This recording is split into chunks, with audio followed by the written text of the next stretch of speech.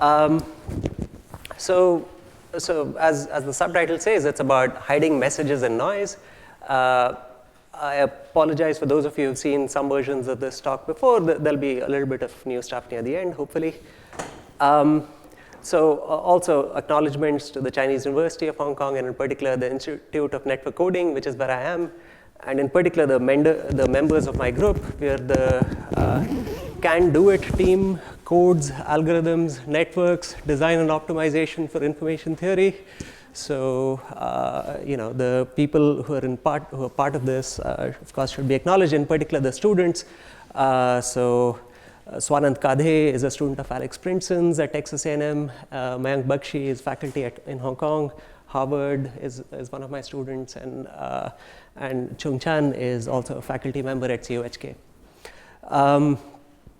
So let's get on with the talk. Yeah, the CUHK contingent. So what's the problem? Alice wants to talk with Bob. That's the usual reliability setting, right? When Alice wants to reliably communicate with Bob. But the extra challenge is that she also wants to be deniable. So, let's say Alice is in prison, and there's a warden who enforces a silence policy. No one is allowed to speak. And if Alice is heard speaking, then, she'll be punished. But she still wants to whisper to her cellmate Bob. So how much can she whisper while ensuring that the warden not only doesn't know what Alice is saying, but in fact should not even know the fact that Alice is saying something. Okay, it should sound to her as if she's perfectly silent. So think of it like the whispering capacity problem. And just in our community, well, so Bob will be, I guess Bob Gallagher, for those of you who don't know, is very good at decoding messages. Willie Ski is also very good at decoding messages. I make no judgments about who's better, but maybe life is just harder.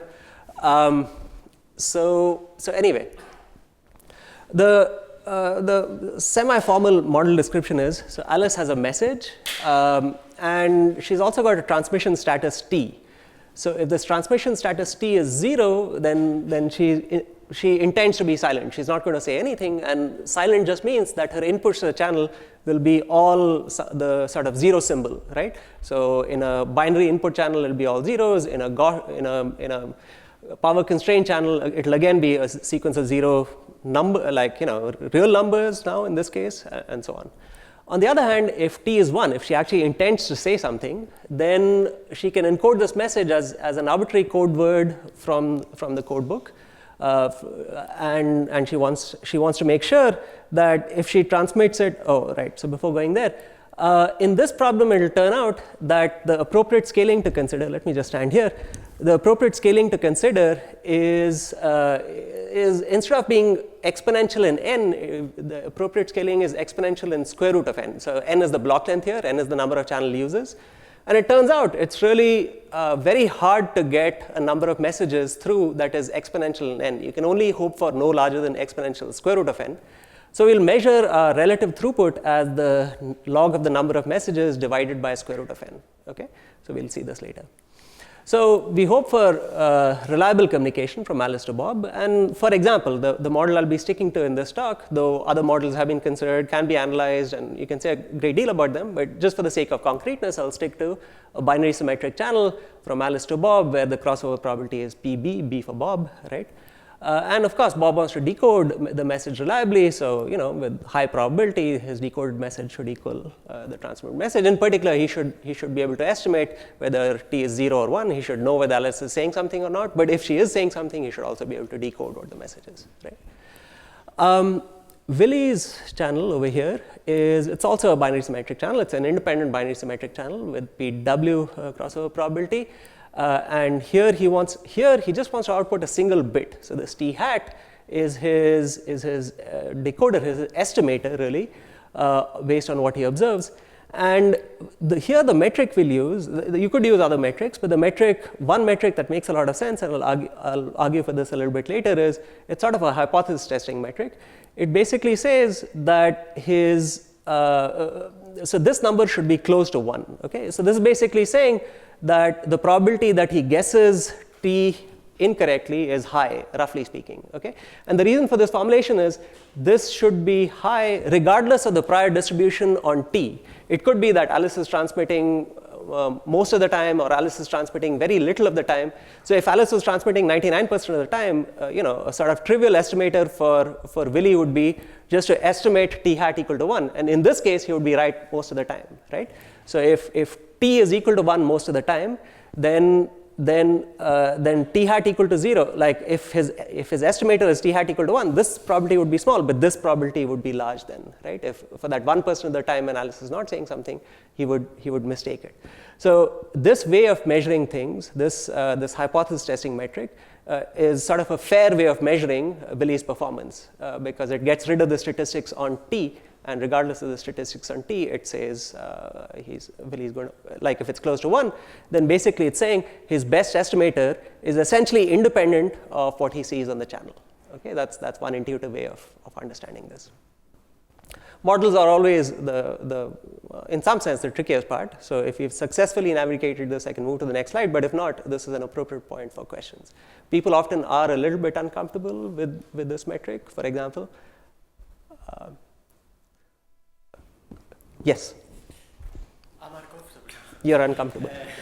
Now, could it be, for example, that I care more that I know when you're transmitting than I care to know that you don't transmit when you don't transmit? So would things be okay if you wait and not necessarily by T, but the fact that the false negative is more important than Sure, and there would be, that's an interesting question, not one that's yet been explicitly considered in the community, but I think just off the top of my head, I would wager that similar techniques to the ones that we've been using would work over there. Yeah? Simply because the techniques you've been using are somehow related to hypothesis testing, where again you can have different weightings to probabilities of false positives and negatives, and these are really the probabilities of false positives and negatives in a hypothesis testing scenario. Yes? Yes? Yes. Really always determines. Then isn't it true that it exceeds 1 minus epsilon? So exceeding 1 minus epsilon is a bad thing from Willie's perspective. It's a good thing from Alice's perspective, right? So the point I'm making here is if this quantity could be made small, if this quantity could be made close to 0, then that would mean that Willie is getting both of these properties small, right? So Willie's objective is to minimize. Exactly. Good. And Aaron, you had a question? Is the prior on T what you call P? So there is no prior on T. This should be independent of the prior on T, and that's why I chose this metric over here. Is there a P? So the probability distributions, if any, will be over the randomness in the message, if any, if there's a non-zero message being transmitted, and the noise on the 2 channels. Right? So those are the 3 probability distributions. Yes? So if you, so again, Willie can always make one of them small, sure, so you can do that. One trivial estimator that Willie could use would be to make one of them sort of close to 1, the other one close to 0, just by always outputting T hat equal to 1, right? So somehow ensuring that this quantity is close to 1 takes care of any estimator that Willie. Okay, wait, why not make sure that the max of these? Okay, let me take back what I just babbled in the last 30 seconds. I think even under this metric, even under the metric that the largest one of the 2 be larger than, let's say, 1 minus 2 epsilon, something like that is still plausible. Yeah? Okay, good. I'm glad I took the time to take the questions here because really this slide does lay the groundwork for what comes later, and I'm glad people took the whatever. So we built substantially on this first paper by Vash, Goeckel, and Towsley, who really did a remarkable job, which was so there were weaknesses in that paper, but the strength was that they were able to show that, let's say for AWGN channels, they considered AWGN channels, and then they were able to show that something non-trivial is possible, albeit with a fairly large shared secret. So the large secret was itself larger than the message being communicated, square root of n log n bits of shared secret, even though only square root of n bits of message were being transmitted. But nonetheless, it's somewhat remarkable that such a strong dichotomy can be achieved. One person can decode perfectly, the other person doesn't even know something is happening, right?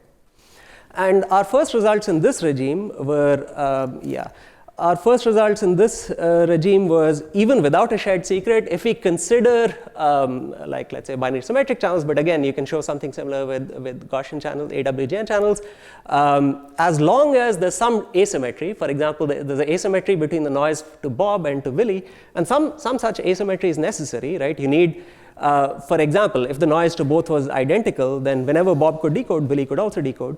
So as long as there's some asymmetry like this, then you can get through order square root of n bits, right?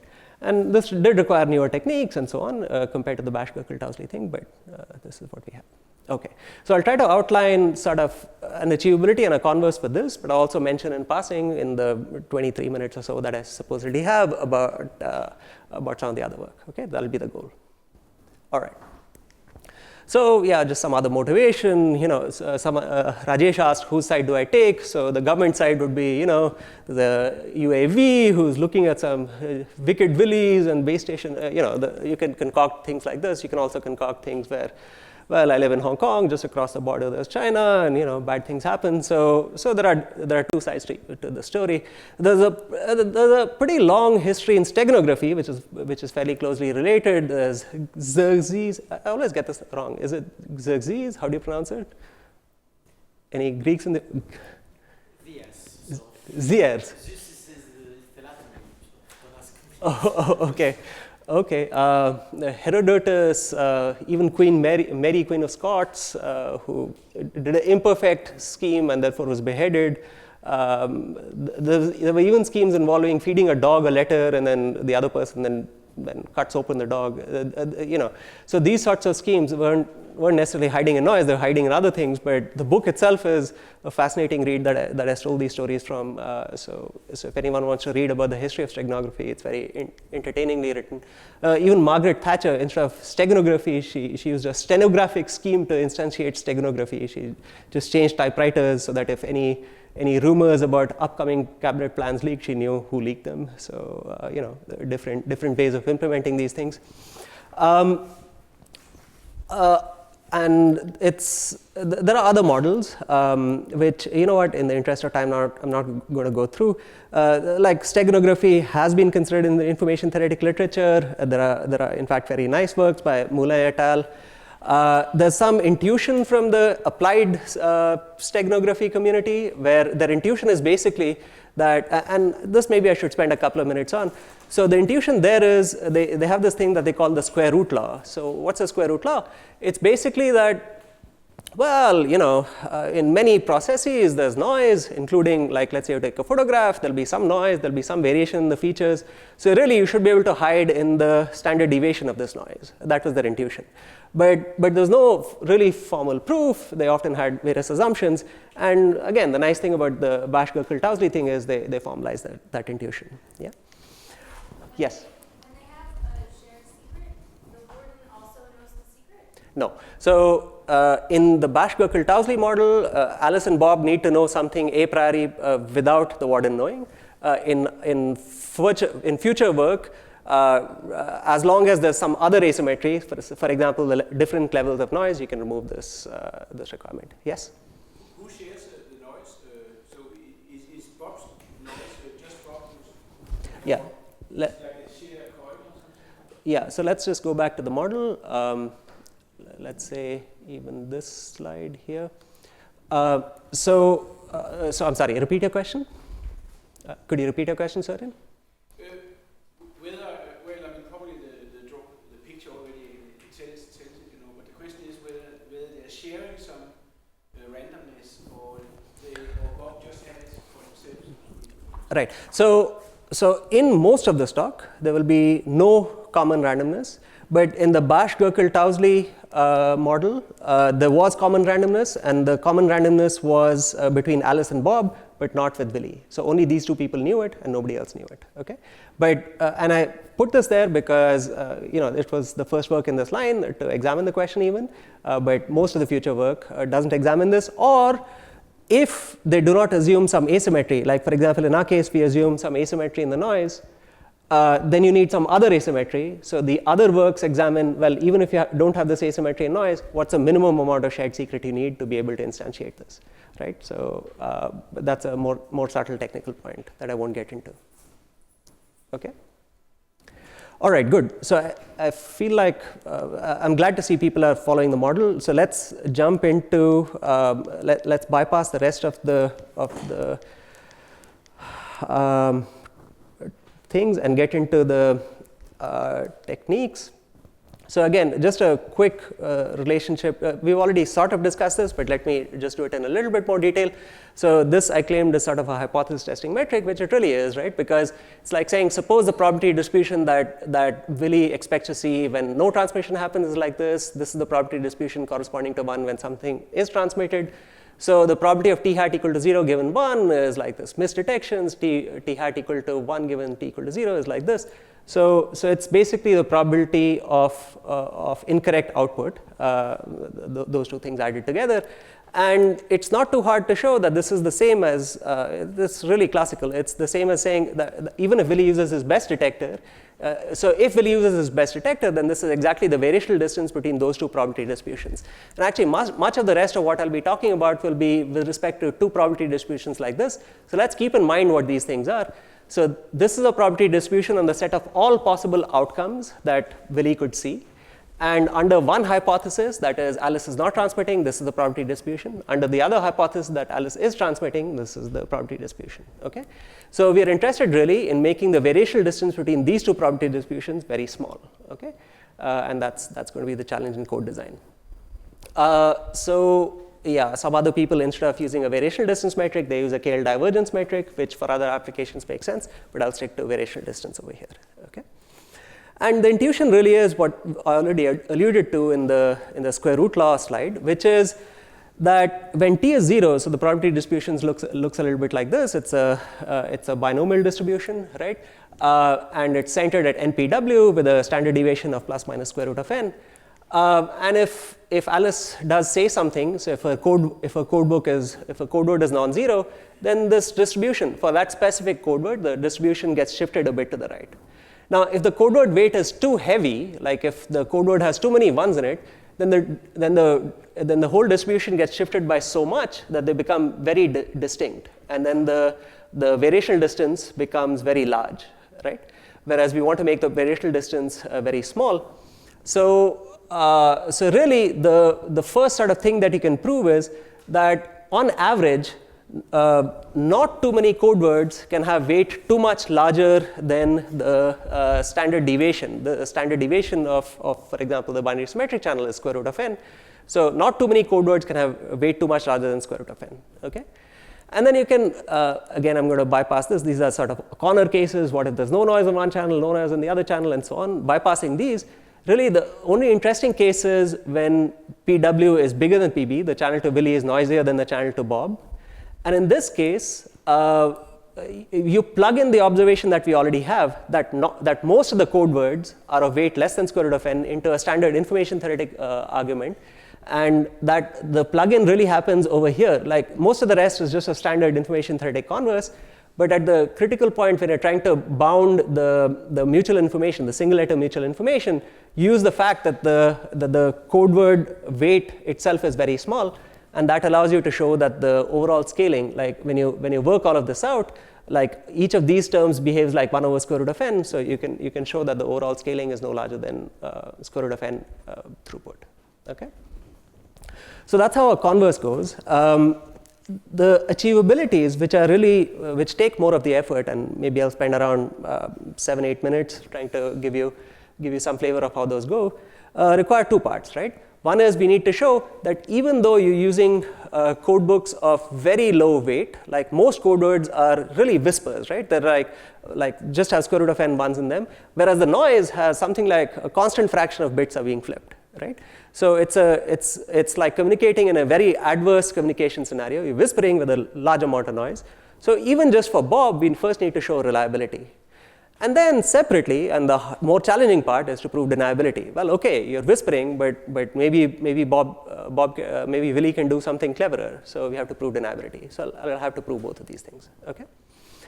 So One picture to keep in mind is, so this is again it's one way of representing the set of all possible outcomes. So in this case, what am I doing over here? So n is the block length, and let's say I arrange all 2 to the n sequences, all 2 to the n binary sequences in a shape like this. So the x-axis is sort of the weight of the sequence, the Hamming weight of the sequence, and the y-axis is the log of the number of such sequences. Okay. So why just so you have some visual placeholder to keep in mind when you're doing these things.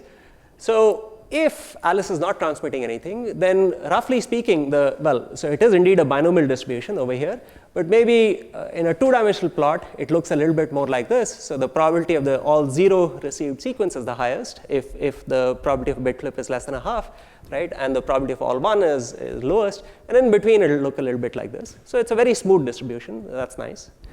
On the other hand, if Alice is transmitting something, well, her code words, like these black dots over here, will, each of these will contribute a certain probability mass to the observed sequence, right? So if a low weight code word is transmitted, then specific n letter sequences are likelier and others are not. If something else is transmitted, other specific n letter sequences are likelier and not. And what you get to see is an ensemble average of this code book, average over the entire code book, right? So it looks very bumpy even in this distribution. It's much harder in this distribution. Really, we're looking at the n letter distribution, something over a probability distribution over something of size 2 to the n, and we want to show that these two distributions over support of size 2 to the n are close to each other. So that's where the challenge lies. Okay. All right.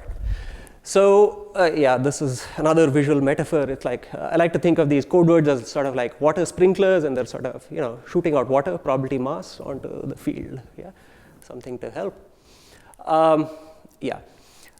Achievability. The tighter achievability proofs actually go by a different pathway, but I'll try to give a looser proof, but which has a little bit of the flavor of the intuition of why you could even hope to communicate in terms of having reliable communication to Bob. Okay. So how does that go? So suppose you choose a random code with like order 2 to the with something like 2 to the order square root of n code words. So in this case, how do you choose the code? You choose the code by choosing to put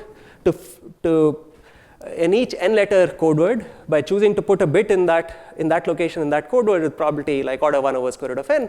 So therefore, the expected weight of each code word is order square root of n, right? And if that's the case, then I claim most code words are sort of well isolated. What does that mean? It means that roughly speaking, like their overlap between code words is some small factor of square root of n, right?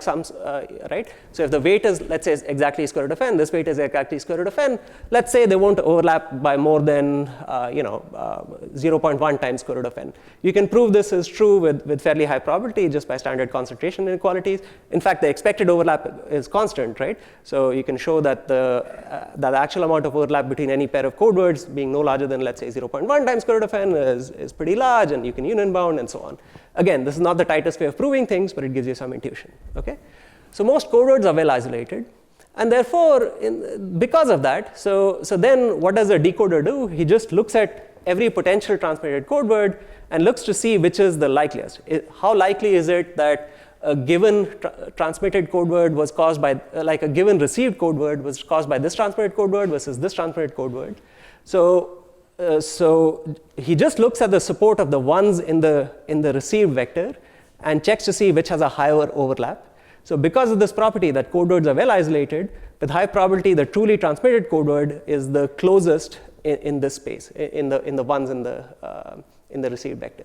Okay, so that's a little bit of the intuition about why this works. I won't go more over there, because maybe the most interesting thing, which I've been saving to the end, I'll bypass this unexpected detour as well. It turns out, I'll just tell you the punchline. It turns out if Alice is whispering very softly indeed, but it has very few interesting things to say, like for example, maybe she only has a single message to say and she either says it or doesn't, like with a single code word, it's very easy for Willie to detect as well. Because really all that Willie has to do is check that specific code word. Does his reception match well with this received code word or not? Okay, so really Alice has to whisper softly but also have many things to say. So that's sort of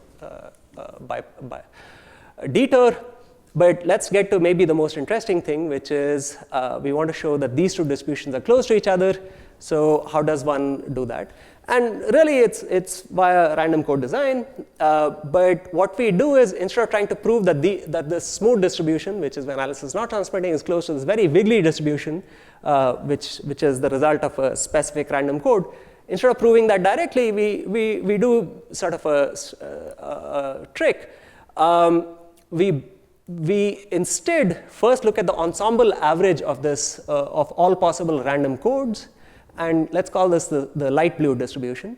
So this is the distribution corresponding to what would have happened if if Alice had chosen this code book or this code book or this code book, and then taken the average of all of these, and you get sort of an ensemble average distribution. Okay, it's also a probability distribution. So then, instead of measuring the variational distance between that we actually care about, we use the triangle inequality to instead first take the variational distance between the P0, this is when Alice is not transmitting, and the ensemble average. This is a smooth distribution. This turns out to be easy to characterize. Okay, so this is like saying that the zero distribution versus sort of the expected behavior over all code books. This is easy to characterize. And then we use concentration inequalities to characterize the probability that an actual code book, a randomly chosen code book, behaves very differently from the ensemble average. Okay? So now it's a somewhat easier task, because now we know how it should behave. Now we know what the probability mass on every specific y should be, average over all code words, and then we try to argue that this is sort of indeed close to it, point-wise. Okay? All right, I have apparently 7 minutes, including question time, so I'll try to compress that the proof even into some things. So it is indeed concentration inequalities. It did require some cleverness. It wasn't entirely straightforward, like directly applying Chernoff bound and so on didn't work. So we had to, so we look at our code words, we decompose them into type classes. I'll bypass what type class means and so on. But basically, we then have to argue that with high probability, so based on Willie's view, with high probability, each type class contains a large number, omega n, so let's say n square, n cube. So based on what Willie is seeing, so let's say he's standing somewhere in the garden, some water falls on him. We need to prove that with high probability, the number of sprinklers that could have caused the water to fall on him is large. It's like omega n. Okay? So first we prove this in expectation. We prove that no matter where he stands in the garden, in expectation there's a large number of sprinklers that could have hit him. And then we concentrate this quantity. We say that, well, with high probability over code design, this does indeed happen. Okay, so for every point, for every y, in fact, with super exponentially small probability, it happens that there is even a single point, even a single y that is typical that this doesn't happen. Okay, that's sort of the crux of the proof. If you try to hit it directly, if you try to directly concentrate two probability distributions, each of the probability mass is so small that using a Chernoff type argument or other concentration inequalities doesn't work. Instead, you have to work with the quantities that are larger themselves, which are somehow the number of code words and so on. This is not that unusual. It has been done in a ABC type context before and so on, but it's a nice application here. So I'll bypass all of this here. Let me just mention, so there are calculations. I can go through them. You know, the slides are here. This is being recorded, so let me at least just click through these slides so anyone who's at least interested in it can take a look at it. But in the remaining 5 minutes or so, let me just talk about let me talk about some of the newer results. These are indeed slightly older results. So yeah, one has to worry about various things, such as, so besides the concentration, so the concentration is really just for the typical observed sequences and also for the typical code words that could have caused this. You do have to worry about the atypical sequences. Here, again, some tricks are needed. So instead of directly using, again, Chernoff style bounds to bound this probability, you do it sort of in this roundabout way. You argue that on the typical sequences, the two distributions already behave so close to each other, very close to each other, and the most of the probability mass is already concentrated within the typical distributions. Therefore, whatever remains must have very small probability mass. That's roughly the intuition over there. So that sort of goes through. All right. let me indeed spend the remaining few minutes talking about some newer extensions without any proofs. So here, the results are, if you think about it, somewhat pessimistic, right? Because in n-channel uses, you can only get square root of n bits through for a fairly strong reason. Like Willie can just look at the weight of the code word. If it's too high, he can basically say, Alice must be saying something. And this is true for a variety of channel models. But it critically assumes that the noise parameters are known well in advance, right? Whereas if there's unknown signal to noise ratio, if there's an unknown fraction of bits that could be flipped, or so on, to both Bob and Willie, neither of them know what the expected fraction of bit flips is. In this case, surprisingly, more is possible. You can get through a throughput that's linear in n, and that's basically because the standard deviation now itself becomes linear in n rather than being scaling as square root of n. So there's a larger range of noise to hide in, and therefore this does indeed help. Okay, there are some subtleties here, but I'm going to gloss over them. All right, computationally efficient code. We just submitted this to ISIT. So concatenation is a fairly standard technique in coding theory to give sort of a first level computationally efficient design. It does turn out to work, but it's surprisingly non-trivial. So it's basically what you would expect maybe, use small random codes which can be just brute force encoded, decoded, and then wrap them around with the outer code like a Reed-Solomon code, for example, and choose the parameters carefully so that things work out. But there's a couple of challenges here. One is because the numbers are just so small. So in each chunk, it turns out there's only log n code word bits. So you have to use some fairly detailed calculations even just to make things go through. But the trickier part really almost is to make sure, because a Reed-Solomon code, an outer code like this, introduces correlations between chunks. And potentially an estimator, Willie, could use these correlations to try to estimate where, whether a code word is being transmitted or not. Right? Like for example, if you just use the repetition code, if Alice just choose to repeat the first symbol, first chunk many times, then things won't work. So you really do need to use properties of the outer MDS code to make sure things work, and so on. And for something like this, we can even prove things like, well, for PV, PW parameters like this, there are codes with complexity order n to the 6 that work. If you insist on being somewhere here, then our best codes give you, have complexity n to the 22, a very large degree polynomial, but polynomial time, right? At least to first approximation. So well, it's the very first version of computationally efficient codes. It's kind of hard because linear codes don't work here, right? Whenever we have a linear code, the weight automatically shoots up to being linear in n. So something non-trivial is needed here. Multipath networks. This is an incredibly complicated slide that Swanand helped go through. I'm not even going to attempt talking about the various parties here. Let me know when it stops. Yeah, there are cat pictures, vacations in Italy or Greece maybe, and then, okay, never mind. So basically, let's see. I'm basically done. Let me just wrap up with credit to other people where it's due. Oh dear. Okay, well, let me just talk through other people's work as well, which should be interesting. So in particular, there's work by Ho and Kramer, which looks at the stealth problem. It's highly related, but over there, it's maybe more closely related to steganography than to covertness or deniability. There's work by Bash et al. With some really interesting work, including on quantum deniable communication, but also on some other related models. And work by Li Gong et al. And Matthew et al., who finally got the constants right. So here I talked about just order of magnitude calculations. They're able to information theoretically characterize the first order constants, which is very nice. And there's a whole variety of other work and other interesting problems that are out there. I just wanted to put the slide up there. I think it's being recorded, so just to motivate people. I should also highlight that Matthew will be giving his own perspective on this 3 weeks from now, when he 2 to 3 weeks from now, when he gives a talk in the secrecy and privacy seminar. Yeah, so to jaisa hai.